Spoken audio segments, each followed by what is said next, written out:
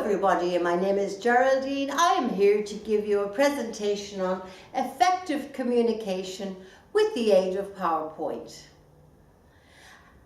I promise you within the next 5 minutes, I believe that you will all be on your way to becoming effective communicators. And that's really what we're here today about.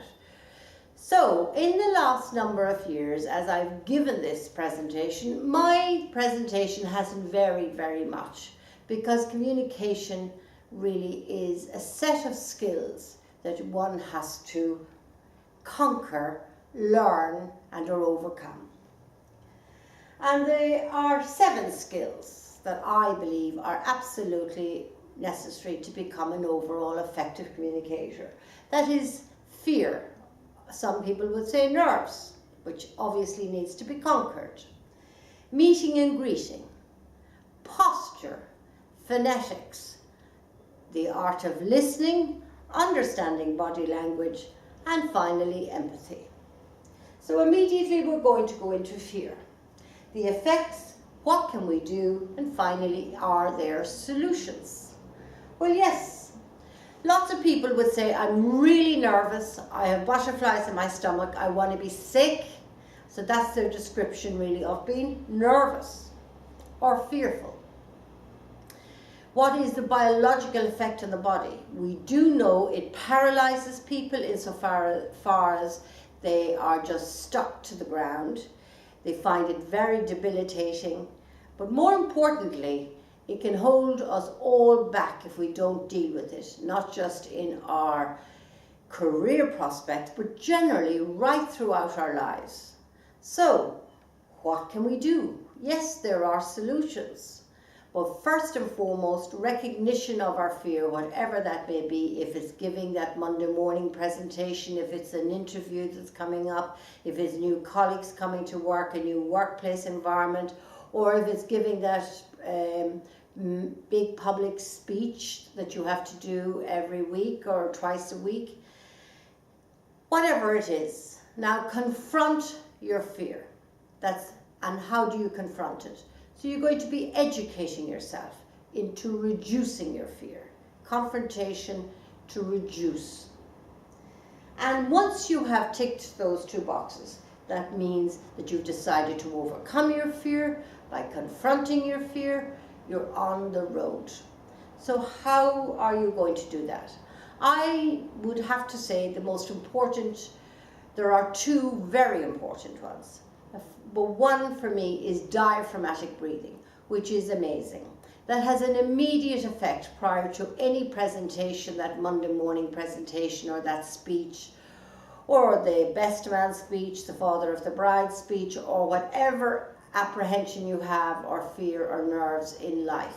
This will have an immediate effect. So it's simply you taking in a deep breath, hold,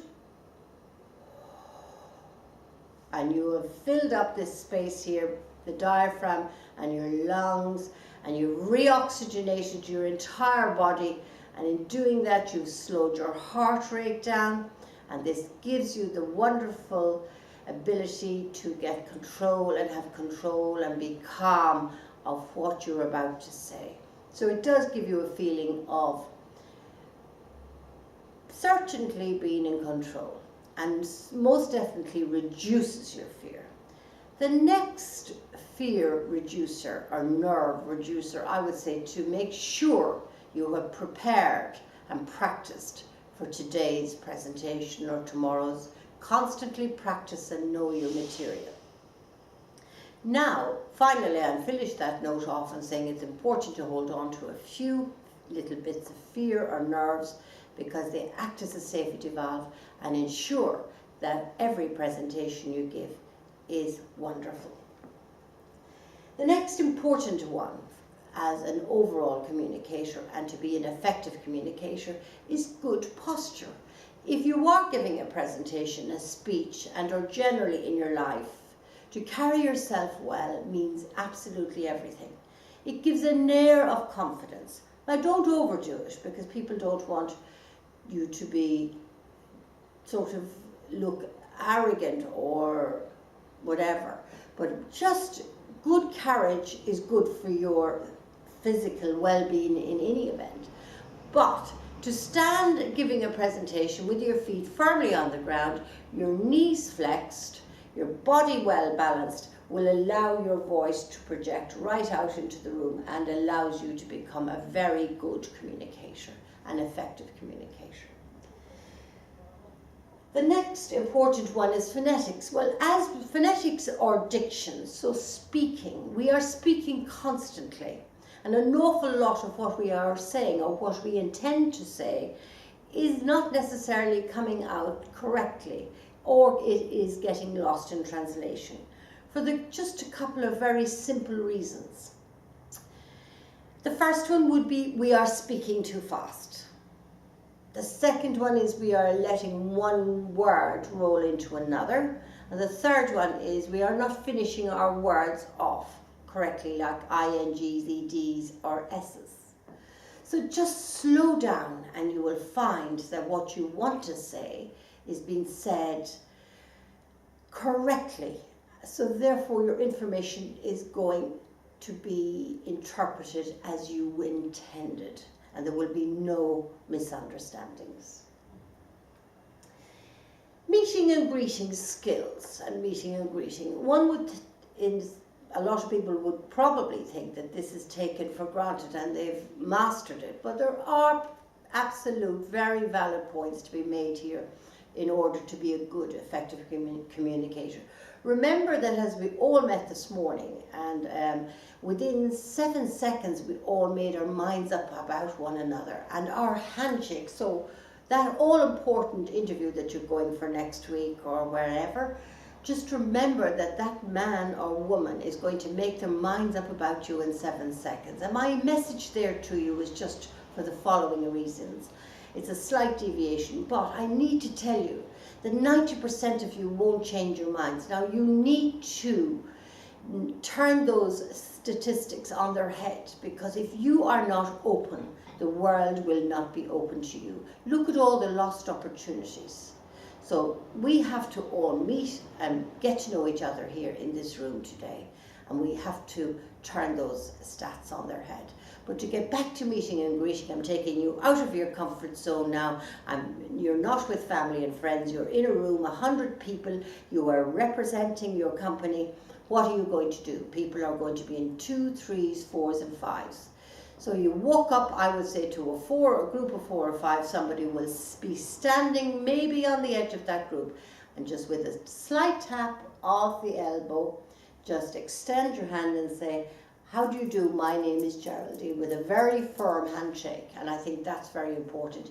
He's going to reply and say, hi, how do you do? My name is Tom. So name recognition here is very important. You want to remember his name or say it 3 times. So think of somebody you know called Tom. My father is called Tom, so I love the name Tom. It's another one. And finally, when you're leaving them, that's the 3rd time. It was great to meet you, Tom. So now you're going to repeat that process within that group, within the 5 people that you are now part of. You are now also going to become a contributor to the conversation. Now, for God's sake, please don't take over. Learn to be engaging and learn to listen. Being an engaging person and or a listener is a great relationship builder. Also, I would say to smile. It really is free, and it's a wonderful relationship builder, and people love an open, smiley face. The next thing would be, and finally I would say, to be confident but yet be humble. Be light, finally relax and enjoy yourself. And now you can leave that group knowing that you can now repeat that process and work the room and meet all of the people that you were intended to meet. The next important skill is the art of listening. I would say the lost art of listening. And here I have to say a few words here on this particular one, because some people think that hearing and listening are the same thing. But to put that to bed, I have to tell you that hearing is something that we do all the time, even when we are asleep. We are hearing background noises from a laugh, a crash, a bang, siren, and it registers whether we are awake or asleep, and that's what hearing is all about. On the other hand, listening, which is very important, has to be learned, and it requires attention, it requires focus, and it requires intention. So listening has to be learned. Now, this has been recognized by the larger companies, who are sending their employees away to learn to listen, and in doing so have found that the overall performance of their employees goes up by 20%, and believe it or not, also the bottom line or their profit margins go up 20%. Body language. Why is that so important in effective communication? Of course it's important, because remember the following statistics, what they call the 7-38-55 rule, founded by Albert Mehrabian. Today, as I'm speaking to you, you're only going to remember 7% of what I said by my words, 38% of what I have said by how I said it, meaning my tone, my pitch, and my pace. But 55% of what I have said today will be remembered by my body language. So it's very important to understand body language, because you can read what other people are thinking about what you are saying. If somebody says to you, yes, I will buy that off you, yes, we will enter into that contract, but yet you know their body language is saying something different. And that's simply by knowing all about body language, which is a large area, and I can only cover it to that extent today, the importance of it. Finally, empathy. Some of the greatest experts in communication would in fact say that empathy should be the first skill, and I would probably tend to agree to a degree. I equally think that the other 6 are awfully important. Because of its importance, oddly enough, I've left it to last. They always said the best till last. Empathy is the most essential quality of civilization. That is a well-known statement of fact. Without empathy, we as a world would be completely uncivilized. So what is empathy?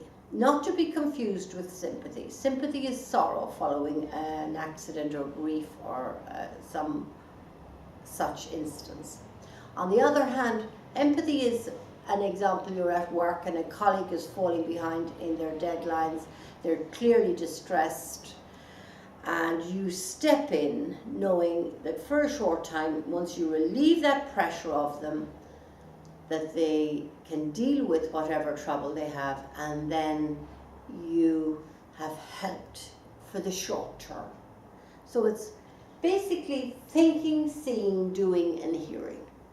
Nothing more. It's being aware of other people's problems, and if you can help in a constructive way, to do so. And that's really what life is all about, because we've all had numerous instances where that has happened to us.